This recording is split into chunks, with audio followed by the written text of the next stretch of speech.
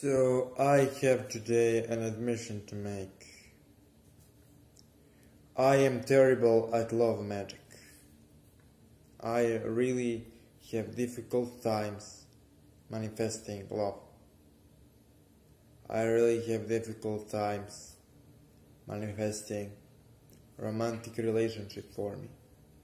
And the reason why I am making this public admission is to tell all of you guys that nobody is perfect and nobody can manifest all kinds of things. Everybody has things he is better at and things he is not so good at. If you cannot achieve something you desire, learn, try again, learn, try again, learn, try again. I am still not as good as I would like to be in manifesting of romantic relationships, but I am much better than when I started. I improved over time. Magic is something which is increased and mastered better by practice. And everybody makes errors. Nobody is born a wise man, and nobody is capable of understanding such a complex thing as magic instantly and immediately. Magic is extremely complex, and when you tap into such a complex thing, it is almost necessary to make a mistake in order to learn from it.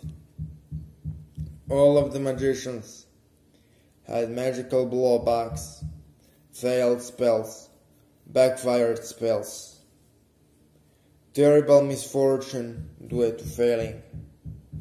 All of those things happened to every serious magician. And when that happens to you, as a beginner, or even as an adept, you shouldn't give up.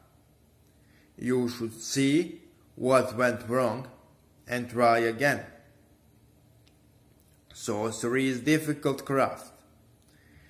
It takes many years to master, many trials and errors to truly understand the mysteries of the unseen. The sorcery is human attempt to master the incomprehensible. It is human attempt to see the unseen, to know the unknown, and to triumph over the impossible. And indeed, through sorcery, impossible things can be achieved. But in order to achieve the impossible, we need to master the reality itself. And it takes time. When I started doing magic, I had really big dreams. And right now, I also have really big dreams. But my life improved significantly due to my magical practice. I managed to improve my health, improve my physical condition, improve my intellectual power and monetary situation, all because of magic. But it took a lot of time and effort. In order to truly master magic, you need to practice it daily. It is a craft, it is an art. It is not one way, one road, quick fix for everything. In order to be good at magic, it is something you need to study and understand. There are certain laws and principles to magic. The sorcery is wild force. But just like you need cables to properly use electricity, you need certain rules to properly utilize the forces of magic. So I filmed this video as an encouragement to all of you guys, as an encouragement to all of you students of this incomprehensible and unknowable mystery we know as sorcery. To all of those who dared to study this. And I also have one other message for you guys. There is nothing bad and forbidden in magic. If calling spirits was truly forbidden to man, man shouldn't be able to call spirits. Since man is able to call spirits, it is not truly forbidden to man. The higher power didn't forbid man to call spirits of any kind. It is man who forbids sorcery to other men in order to remain in power. And we shouldn't fall for the gimmicks of the powerful, who are actually not powerful at all, and claim that magic is forbidden. We are not practicing the forbidden knowledge. We are practicing the necessary knowledge. Magic is something which is necessary for everybody to survive. Everybody is in one way or the other interacting with the unknown and unseen. The difference between magician and non-magician is that magician controls those interactions, while non-magician leaves unseen forces to wreak havoc upon his life and manipulate his behavior. Due to complexity and intensity of magic, in order for man to truly master magic, he needs to develop really strong discipline. We as magicians need to understand that without discipline, we will destroy ourselves. As you probably know, recently I made a really big magical fuck up due to the lack of discipline. And I have one other confession to make. I had a really good friend of mine, and in secret I conjured the aspect of that friend's soul, and I offered sacrifices to that aspect of the soul of my friend. It created a really bad thing for my friend. It was too big amount of energy for that individual at that point in time, and I unintentionally wreaked havoc upon life of a person dear to me. We need to study a lot before we apply those unseen forces in a reckless manner, because unfortunately human brain is too bad of a tool to comprehend such a complex laws and interactions of the unseen if they are applied without enough knowledge and discipline. Even the best intention of the magician can wreak havoc, because if one who doesn't know how to ride a horse rides a horse with an intention to go to the north, if he doesn't know how to control the horse will go into rampage and run into whatever direction he wants to run. And he can also throw the rider into the mud, or maybe into the death. Magic is just like a wild horse. If you don't know how to ride it, you can get pretty easily destroyed and obliterated. Magic is like a wild animal.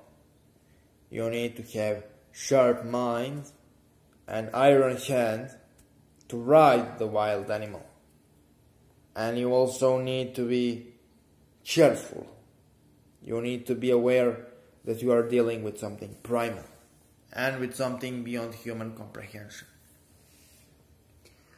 There is one last story I have for today, guys. Almost a year ago, I was contacted by a particular individual.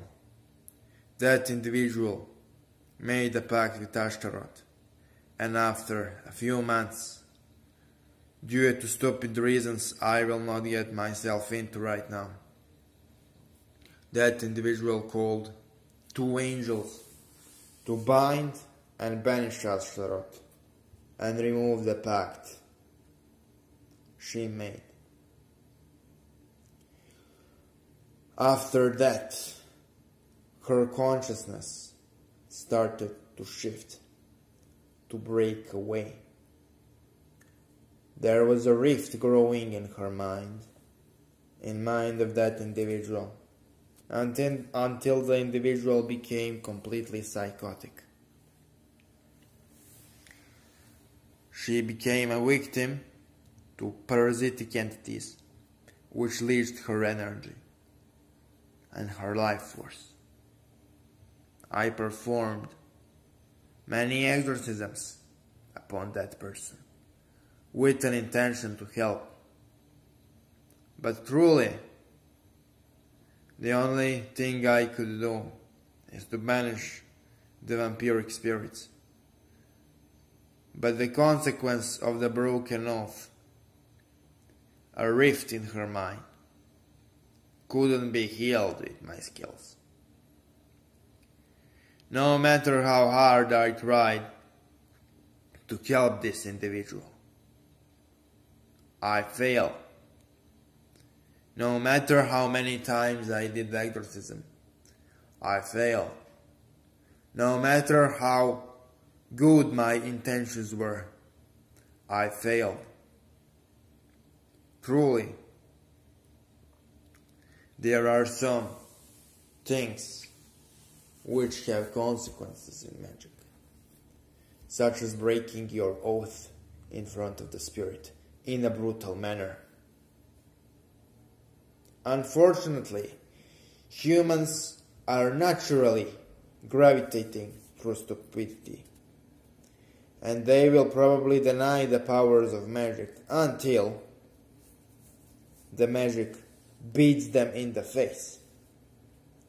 That's why the most alive magical traditions are the ones with the stronger tradition of baneful magic. Nobody talks about power of Wicca, but everybody talks about Jinn magic. Why?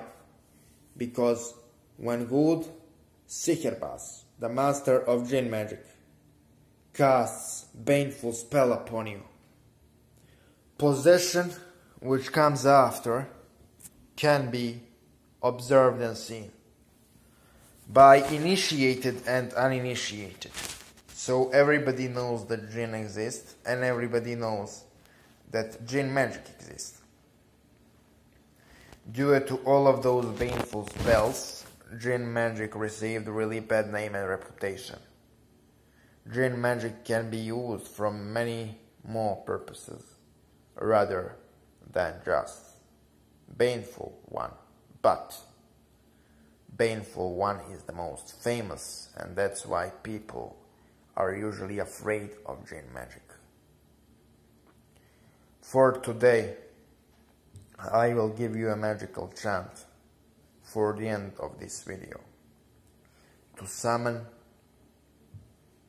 demonic king Paimon. The chant is Chaya Paimon, Chaya Satan, Chaya Agbaryan, Chaya Paimon, Chaya Satan, Chaya Agbaryan. Remember to recite this chant in a really well fortified, sacred space. There are multiples of clips about raising sacred space in my channel, so please invest your time and watch the videos. Thank you for watching, and see you tomorrow. I wish your magical ascent and power.